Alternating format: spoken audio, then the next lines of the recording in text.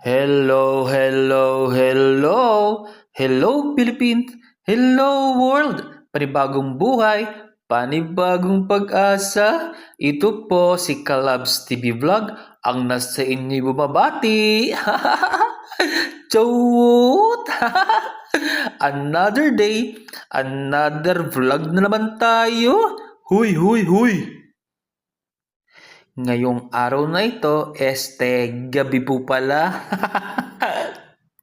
Ipinagdiriwang namin ang nakuhang place nila sa pag-aaral. Top students sila. Yung tatlong batang ito, apo ko yan. Apo talaga. Hoy, hoy, hoy, hoy. Lolo na talaga ako. Dito kasi ang venue nila sa bahay. Itong mga pamangkin ko nag-celebrate sa kanilang mga anak. Alam nyo naman, pagdating sa pag-aaral ng mga bata, very support yung mga magulang ng mga yan. Yung mga pamangkin ko. Yung tatlong bata, sina Eliza, Elijah, at Mateo. Si Mateo ang number 1 sa klase. At yung dalawang bata ay top students naman sa klase. Congrats sa tatlong apo ko. Job well done.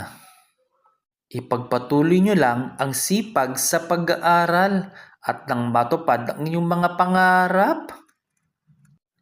Ang paksa natin sa araw na ito ay yung babaeng galing sa pinakamababa.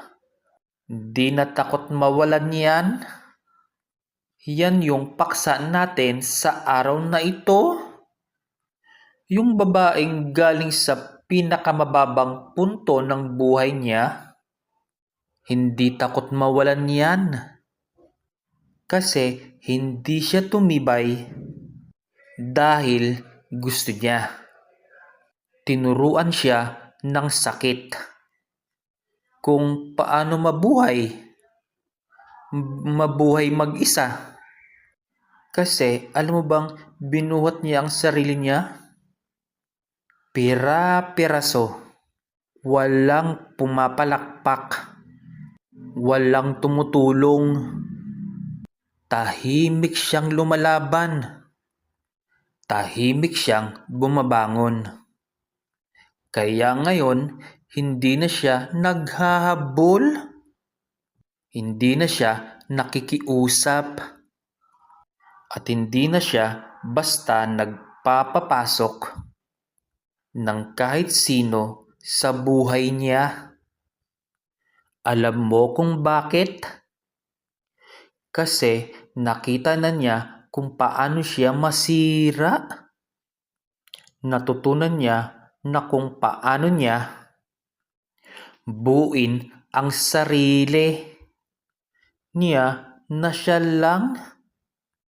Kaya hindi na siya basta-basta nauuto.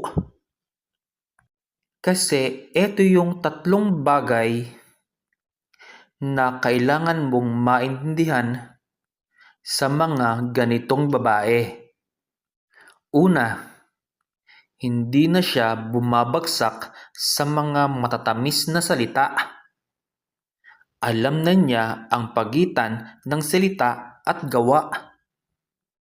Pangalawa, hindi na siya pumapayag sa kulang.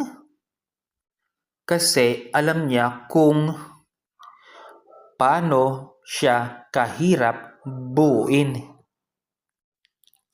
At pangatlo, hindi na siya matatakot or natatakot maglakad mag-isa. Mas pipiliin niya ang tahimik kaysa sa maling tao. Kaya maraming lalaking naiilang sa kanya. Hindi dahil mahirap siyang mahalin, kundi nakikita niya ang totoo. Kaya tandaan, hindi siya matigas, hindi siya malamig. Nagising lang siya, kaya kung lalapit ka, pero kalahati lang. Kalahating totoo, kalahating loyal, kalahating seryoso. Dadaan lang siya sa'yo kasi hindi niya binuo ang sarili niya para lang pumatol sa lalaking hindi na buo. O siya, tapos na naman po tayo. Ito po si Kalabs TV Vlog ang sa inyo'y nagpapaalam. Bye-bye!